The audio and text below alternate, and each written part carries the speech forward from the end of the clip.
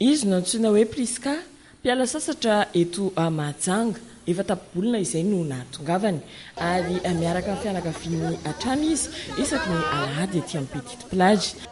Manao crème dia manao satroka. Aty mety misy ka ohatra Christ efa mety daholo izay crème mety amin'ny vatana ohatrarena dia mety. Ataonao fotsiny izany izay tsy mahatratra an'ilay mahakofakofaka ny vatanao.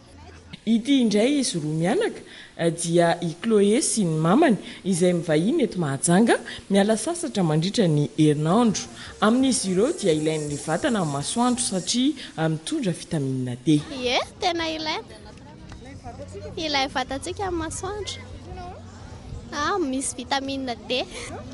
Tena mamahay be. Ilaina ilay izy, tena ilaina. Manao crème solaire koa.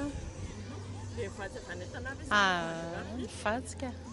Ireto kosa dia mpiray-tam-po maromaro no iray ity tonga teto Mahajanga tamin'ny asabotsy teo.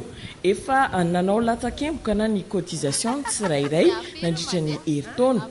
Tsy misy fiantraikany amin'ity fianakaviana Ramananjaona Raymond sy Razanakoto Benoît ity ny masoandro eto Mahajanga. Tsy afenina aloha fa any aminay dia tena ao anatin'ny atsika tanteraka mihitsy izay. Dia izay nahatongavana aty Mahajanga manana ny masoandro mafana be tahaka izao satria reraky liasa nandritra ny taona dia mba maka-rivotra kely aty aminareo aty dia mahafinaritra. Tonga dia misy fiantraikany be mihitsy ny hoe mafana na ny rivotra ara dia mafana ny rivotro Mahajanga. Ho anahy manokana izao miaro masoandro za tsy tena mampiasa produit fa ny zavatra tsikaritro raha mandeha Tamatavy miofaka ny hoditra fa raha mandeha te Mahajanga zany tsy ampiasako produit. Manoloana ireo rehetra ireo tsy maharaka intsony ny crème solaire ho an'ity tranombarotra iray mivarotra produit cosmétique ity amin'izao fotoam-pialatsasatra izao.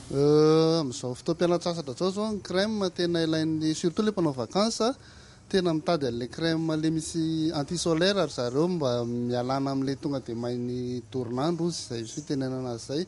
Anisany antsoindray ankafizan'ny mpiala sasatra ny Mahajanga ny fahatsarany ny toetrandro eto an-toerana, miposaka foana mantsy ingabe masoandro ka tonga eto avokoa ny olona miala antsika any Antananarivo.